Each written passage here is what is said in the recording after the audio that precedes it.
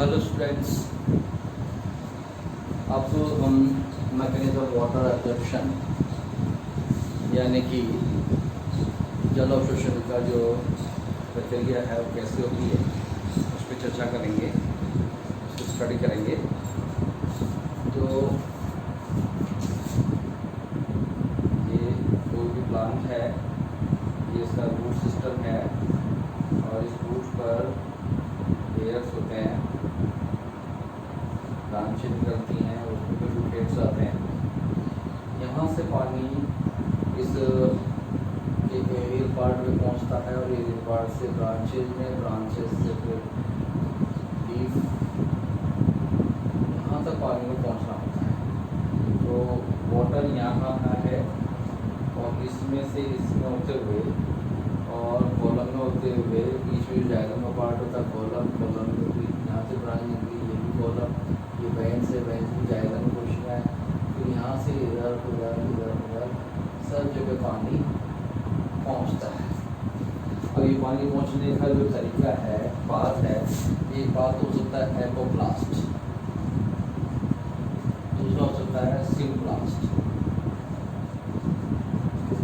Apoplast का मतलब ये है कि जब कोशिकाएं कोशिका भित्ति का उपयोग करके और कोशिका भित्ति से कोशिका भित्ति में पानी का स्थानांतरण करें तो वो कहलाता है एपोप्लास्ट। दैट मीन्स जो पारगम्यता होती है कोशिकाओं में, सेल वॉल के अंदर भी होती है और वहाँ से पानी एक कोशिका से दूसरी कोशिका के अंदर साइटोप्लाज्म में न जा करके वो कोशिका भित्ति में जा करके कोशिका भित्ति से अटैच कोशिका भित्ति में चला जाता है और ऐसे कोशिकाओं के जितनी भी कोशिका भित्ति है उसको इस्तेमाल करके पानी ऊपर तक कॉलम में पहुंचता है और लीफ तक पहुंचता है। तो इस तरह का जो सिस्टम होता है उसको बोलते हैं एपोप्लास्ट पाथ, यानी कि नॉन लिविंग सेल जो होंगी उनकी सेल वॉल का उपयोग होता है।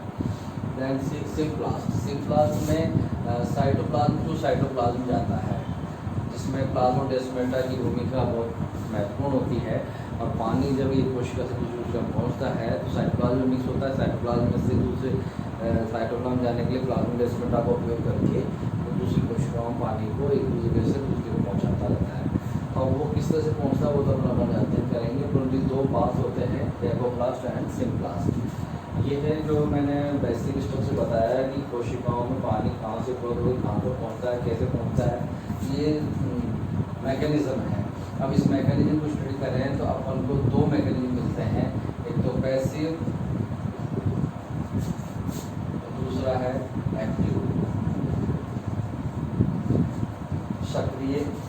निष्क्रिय और सक्रिय दो तरह के जल अवशोषण होता है और इन दोनों जल अवशोषण में निष्क्रिय अवशोषण जिसमें ऊर्जा का उपयोग नहीं होता, केवल कंसंट्रेशन ग्रेडियंट के आधार पे पानी का जड़ से लेकर के ऊपर पत्ती तक पहुंचने का काम होता है, वो निष्क्रिय रूप से होता है और वहाँ कोई ऊर्जा का इस्तेमाल नहीं होता।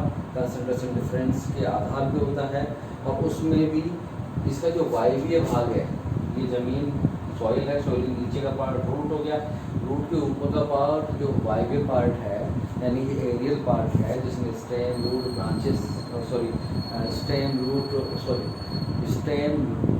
और लीफ और ब्रांचेज आती हैं।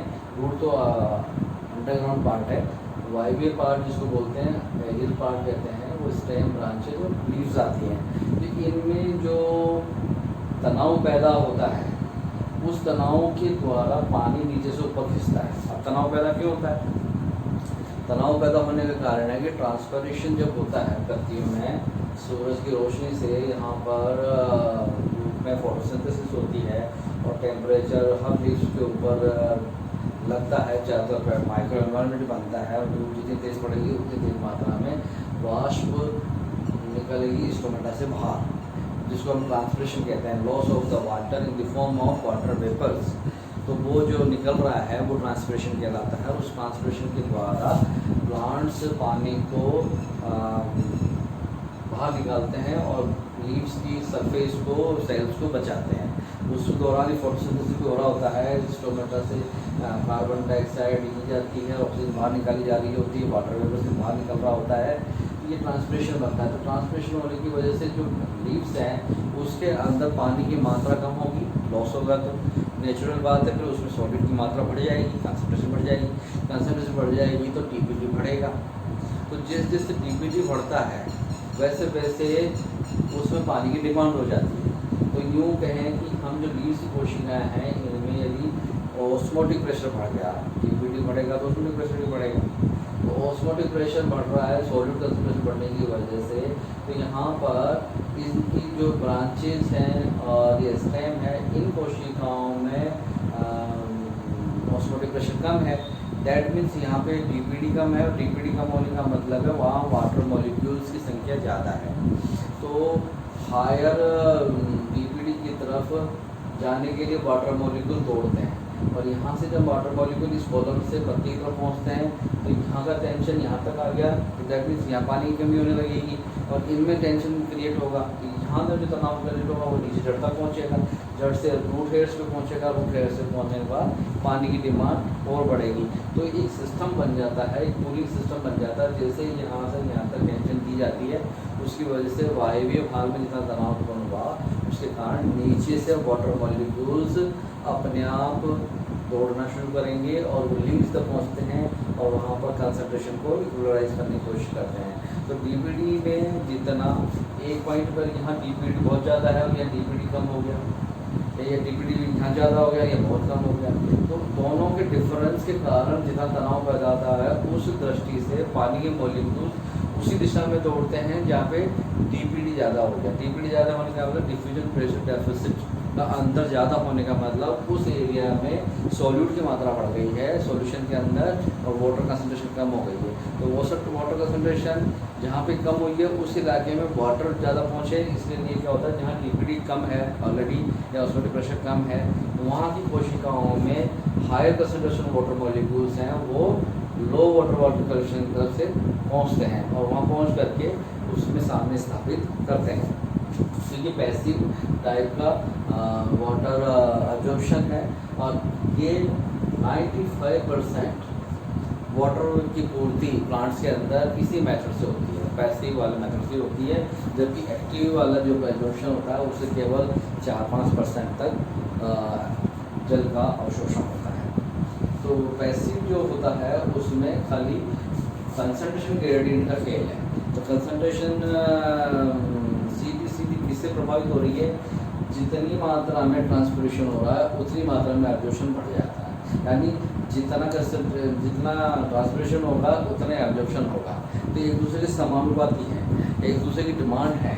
यदि हम इसको जब ट्रांसपोर्टेशन का चैप्टर पढ़ेंगे तो ट्रांसपोर्टेशन चैप्टर में ये कहा जाता है कि वाष्पोत्सर्जन एक बुरी प्रवृत्ति है, प्रोसेस है, जिसके होना इनवाइटेबल भी है, कंपल्सरी भी है। पेड़ पौधे में बुरी आदत नहीं हो तो पेड़ पौधों में जल अवशोषण ही नहीं होगा और उसकी मेटाबॉलिक रिएक्शंस नहीं होंगी। तो ट्रांसपिरेशन की वजह से ही नीचे का सारा सिस्टम चालू हो जाता है, तनाव के कारण पानी ऊपर हो आएगा, न्यूट्रिएंट्स ऊपर आएंगे और वो जितनी भी मेटाबॉलिक उपापचयी क्रियाएँ हैं कोशिका के अंदर सब होंगी। तो ये सारा कुछ इस पर डिपेंड करता है। एक डायग्राम से मैं समझाने की कोशिश करूँगा, जो स्टडी हुई है उसमें ये वाटर की क्वांटिटी है 10 लीटर, 20 लीटर, 30, 40, 50 लीटर, और यहाँ पे टाइम है 8 AM, फिर 10, 12, 2, 4, 6, ये PM हो गया, यहाँ से PM शुरू हो गया, और यहाँ पे 8, 10, 12 और 2, 4 और 6 AM हो गया। यहाँ से जो एक टेम्परेचर की रेंज है और यहाँ पानी के लीटर्स में क्वांटिटी ऑफ वाटर। अब आप देखिए यहाँ पे जो पानी के साथ साथ ट्रांसपिरेशन रेट होगी वो 12 से 2 के बीच और 4 के बीच तक तो ज़्यादा होगी, बाद में कम हो जाती है। तो ये एक तरीके से ट्रांसपिरेशन है, ट्रांसपायरेशन। ये बैंड जो दिख रहा है वो ट्रांसपायरेशन का है, और यहाँ से दूसरा चालू हुआ है एब्जॉर्प्शन का। ये एब्जॉर्प्शन का पानी का जो निकला वो इस तरह से ये एब्जॉर्प्शन है, लगभग बराबर सा दिखेगा आपको एब्जॉर्प्शन। जितना ट्रांसपिरेशन में पानी का लॉस हुआ है उतना ही मैक्सिमम टाइम पर, ये जो टाइम टेबल है 12 से 4 बजे तक का, इस टाइम में मैक्सिमम ट्रांसपिरेशन हुआ तो मैक्सिमम एब्जॉर्प्शन भी हुआ, और जैसे जैसे ट्रांसपिरेशन घटता गया वैसे वैसे एब्जॉर्प्शन भी घटता गया। तो आप इस बात से ये साबित कर पा रहे हैं कि जितना वाष्पोत्सर्जन हो रहा है उतना ही पानी का अवशोषण भी होता है। तो नीचे उस तनाव का खेल है कि ऊपर जितना तनाव दिया गया ट्रांसमिशन की वजह से सॉल्यूट कंसंट्रेशन बढ़ाई गई, वैसे वैसे पानी की डिमांड बढ़ती गई और नीचे से पानी ऊपर की तरफ दौड़ने लगता है, तो ये कैपिलरी वाटर ऊपर तक पहुंचता है। इस तरह का ये सिस्टम होता है पैसिव वाटर एब्जॉर्प्शन में। अब इसके एविडेंस की बात करें कि वाटर एब्जॉर्प्शन के जो एविडेंस है तो उसके अनुसार एविडेंस